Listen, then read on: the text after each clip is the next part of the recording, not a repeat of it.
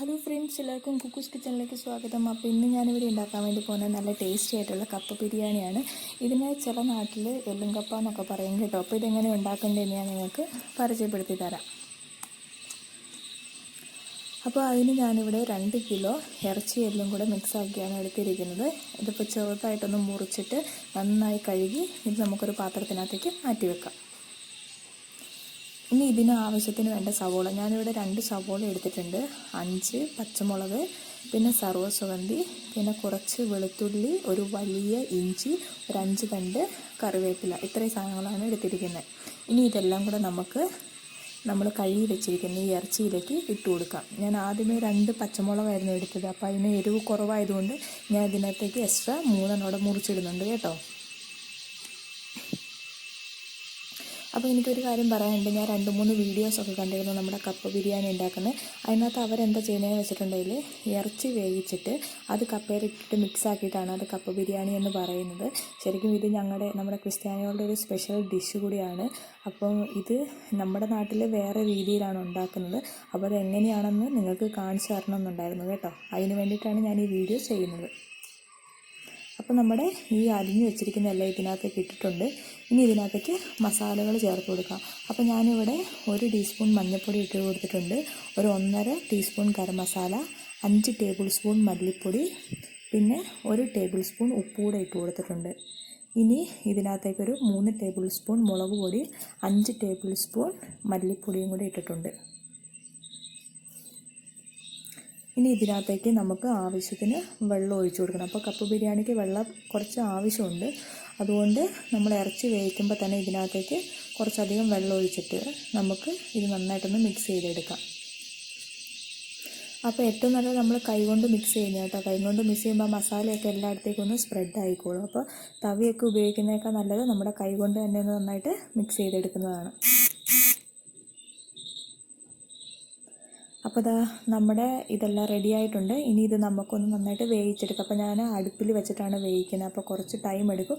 അപ്പോൾ നമുക്ക് അതുവരെ ഒന്ന് വെയിറ്റ് ചെയ്യാം.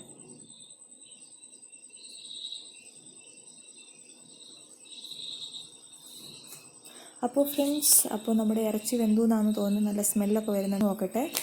ആഹാ, അടിപൊളി. നമ്മുടെ ഇറച്ചി നന്നായിട്ട് വെന്തിട്ടുണ്ട് കേട്ടോ. ഇറച്ചി എല്ലും നന്നായി വെന്തിട്ടുണ്ട്. അതൊന്ന് മിക്സ് ചെയ്തിട്ടെ കണ്ടോ. ഞാൻ വേറെ എക്സ്ട്രാ വെള്ളമൊന്നും ഒഴിച്ചിട്ടില്ല കേട്ടോ. അതുപോലെ ഇതിനകത്തുള്ള നെയ്യെല്ലാം ഇറങ്ങിയിട്ടുണ്ട്. അപ്പോൾ നല്ല സ്മെല്ലും വരുന്നുണ്ട് കേട്ടോ. വെന്തേക്കുന്ന സ്മെല്ലൊക്കെ വരുന്നുണ്ട്. ഇനി ഇത് നമുക്ക് അടുപ്പിൽ നിന്നൊന്ന് ഇറക്കി മാറ്റി വെക്കാം. ഇനി നമുക്ക് ചെയ്യേണ്ടത് എന്താണെന്ന് വെച്ചിട്ടുണ്ടെങ്കിൽ കപ്പ ബിരിയാണിക്കകത്ത് വേണ്ട തേങ്ങ എടുക്കണം. അപ്പോൾ ഞാനിവിടെ ഒരു 1.5 തേങ്ങ എടുത്ത് ഇതേപോലെ ചെറുതായിട്ടൊന്ന് ചിരണ്ടി എടുത്തിട്ടുണ്ട്. എന്നിട്ട് ഇത് നമുക്ക് നന്നായിട്ടൊന്ന് വറുത്തെടുക്കണം. അപ്പോൾ ആദ്യമേ തന്നെ നമ്മൾ ലോ ഫ്ലെയിമിലിട്ടിട്ട് ഇത് നന്നായിട്ടൊന്ന് ഇളക്കി കൊടുക്കുക കേട്ടോ. ആദ്യമേ നമുക്ക് ഈ തേങ്ങയുടെ വെള്ളം ഒന്ന് വലിഞ്ഞ് കിട്ടണം. അപ്പോൾ ഇതിങ്ങനെ ഒന്ന് ഇളക്കി കൊടുക്കുക കേട്ടോ. അപ്പോൾ ഏകദേശം നമ്മുടെ തേങ്ങയുടെ വെള്ളമൊക്കെ ഒന്ന് വലിഞ്ഞിട്ടുണ്ട്. ഇനി ഇതിനകത്തേക്ക് ഞാനൊരു 5 തണ്ട് കറിവേപ്പില ഇട്ട് കൊടുക്കുന്നുണ്ട്.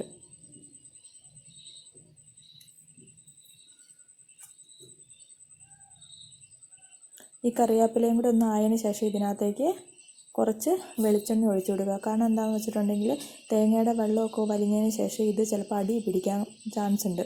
അപ്പോൾ അതൊക്കെ ഒന്ന് മാറാൻ വേണ്ടിയിട്ടാണ് നമ്മൾ കുറച്ച് വെളിച്ചെണ്ണ ഒഴിച്ചിട്ട് ഇത് നന്നായിട്ടൊന്ന് വറുത്തെടുക്കുന്നത് കേട്ടോ. അപ്പോൾ നമുക്കൊരു ബ്രൗൺ കളർ ആകുന്ന വരെ ഇതിങ്ങനെ ഒന്ന് ഇളക്കി കൊടുക്കാം. അപ്പോൾ ഇത് നമ്മുടെ തേങ്ങയ്ക്ക് ചെറിയ ബ്രൗൺ കളർ ആയിട്ടുണ്ട്. ഇനി ഇതിനകത്തേക്ക് വേണ്ട സ്പൈസസ് ഇട്ട് കൊടുക്കണം. അപ്പോൾ ഞാനിവിടെ പെരുംജീരകം, ഏലക്ക, ഗ്രാമ്പു, പിന്നെ ജാതിക്കയുടെ തൊലി, പിന്നെ ജാതിക്കയുടെ ചെറിയൊരു പീസ്, കുരുമുളക്, കറുവാപ്പട്ട, ഇത്രയും സാധനങ്ങളാണ് ഇട്ടേക്കുന്നത് കേട്ടോ. അപ്പോൾ ഇതും കൂടി ഇട്ടിട്ട് നന്നായിട്ടൊരു 2-3 മിനിറ്റ് നന്നായിട്ടൊന്ന് ഇളക്കി കൊടുക്കുക. അതിന് ശേഷം ഇതിനകത്തേക്ക് നമുക്ക് വീണ്ടും മസാല ചേർത്ത് കൊടുക്കണം. അപ്പോൾ ഇതിനകത്തേക്ക് ഒരു 3 ടേബിൾ സ്പൂൺ മല്ലിപ്പൊടി, 2 ടേബിൾ സ്പൂൺ മുളക് പൊടി, പിന്നെ ഒരു 1/2 ടേബിൾ സ്പൂണ് മഞ്ഞൾപ്പൊടിയും കൂടി ഇട്ട് കൊടുക്കുക കേട്ടോ. ഇട്ടിട്ട് ഇത് നന്നായിട്ട് വീണ്ടും നല്ലൊരു ബ്രൗൺ കളർ ആകുന്ന വരെ ഒന്ന് നന്നായിട്ട് ഇളക്കി കൊടുത്തുകൊണ്ടിരിക്കുക. ശ്രദ്ധിക്കേണ്ട കാര്യം എപ്പോഴും ലോ ഫ്ലെയിമിൽ ഇട്ടിട്ട് വേണം ഇത് ഇളക്കാൻ. ഇല്ലാന്നുണ്ടെങ്കിൽ ഇത് കരിഞ്ഞു പോകും കേട്ടോ. അപ്പോൾ ഇതായിട്ടുണ്ട്. നമുക്ക് തീയൊന്ന് ഓഫ് ചെയ്യാം. ഇനി ഇതൊന്ന് നമുക്ക് തണുക്കാൻ വേണ്ടി വെക്കാം. അപ്പോൾ ഇനി ഞാൻ അരച്ചൊന്ന് കൊണ്ടുവരാം കേട്ടോ. അപ്പോൾ ഞാൻ അരച്ച് കൊണ്ടുവന്നിട്ടുണ്ട്. കണ്ടോ, ഞാൻ വെള്ളമൊന്നും ചേർത്തിട്ടില്ല. വെള്ളം ചേർക്കാണ്ടാണ് കേട്ടോ ഇത് അരച്ചെടുക്കേണ്ടത്. അപ്പോൾ നന്നായി നമുക്കിത് അരഞ്ഞ് കിട്ടിക്കോളും. അപ്പോൾ ഇനി നമുക്കിതൊന്ന് മാറ്റി വെക്കാം. ഇനി നമ്മുടെ കപ്പ വേവിക്കണം. അപ്പോൾ ഓൾറെഡി ഞാൻ കപ്പ തീയയിൽ വെച്ചിട്ടുണ്ടായിരുന്നു. അപ്പം ഈ 2 കിലോ എല്ലിന് ഞാനിവിടെ എടുത്തിരിക്കുന്നത് 3 കിലോ പച്ചക്കപ്പയാണ് കേട്ടോ. അപ്പോൾ ഇത് മൂടി വെച്ചിട്ട് നമുക്ക് നന്നായിട്ടൊന്ന് വേവിച്ചെടുക്കാം.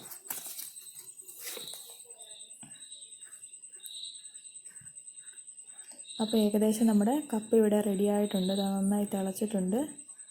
ഇനി നമുക്കിതൊന്ന് തവി വെച്ചിട്ടൊന്ന് ഇളക്കി കൊടുക്കാം. കാരണം അല്ലെങ്കിൽ അവിടെ ഇവിടെയൊക്കെ ആയിട്ട് വെന്ത് കിടക്കും. അതുകൊണ്ടാണ് നമ്മളിങ്ങനെ തവി എടുത്തിട്ട് നന്നായിട്ടൊന്ന് ഇളക്കി കൊടുക്കുന്നത് കേട്ടോ. ഇനി ഇതൊരു കുറച്ച് നേരം നമുക്കൊന്ന് വേവിച്ചെടുക്കാം. അപ്പോൾ നമ്മുടെ കപ്പ ഇവിടെ റെഡി ആയിട്ടുണ്ട്. അപ്പോൾ ഇനി അതിൻ്റെ വെള്ളമൊക്കെ ഒന്ന് ഊറ്റിക്കളഞ്ഞ ശേഷം ഇതിനകത്തേക്ക് കുറച്ച് ഉപ്പിട്ട് കൊടുക്കുക. അതിനുശേഷം നമ്മൾ റെഡിയാക്കി വെച്ചിരിക്കുന്ന ഇറച്ചി എല്ലും കൂടി ഇതിനകത്തേക്ക് ഇട്ട് കൊടുക്കുക. അതുപോലെ തന്നെ നമ്മൾ അരച്ച് വെച്ചിരിക്കുന്ന തേങ്ങയും കൂടെ ഇതിനകത്തേക്ക് ഇട്ട് കൊടുക്കുക കേട്ടോ. ഇട്ട് കൊടുത്ത ശേഷം ഇതിനകത്തേക്ക് കുറച്ച് വെള്ളം ഒഴിക്കുക. ഒരുപാട് വെള്ളമല്ല, ഇത് നമുക്ക് ഇനിയൊന്ന് ആവി കയറ്റിയെടുക്കണം. അപ്പോൾ ഇതൊന്ന് അടച്ച് വെച്ച് നന്നായിട്ടൊന്ന് ആവി കയറ്റിയിട്ട് നമുക്കൊന്ന് കുഴച്ചെടുക്കാം. കണ്ടോ, അപ്പോൾ ഞാനിവിടെ നന്നായി കുഴച്ച് വെച്ചിട്ടുണ്ട്. വെള്ളമൊക്കെ കറക്റ്റായിട്ടാണ് കേട്ടോ. ഈ ഒരു ലൂസിൽ നമുക്ക് കിട്ടിയാൽ മതി.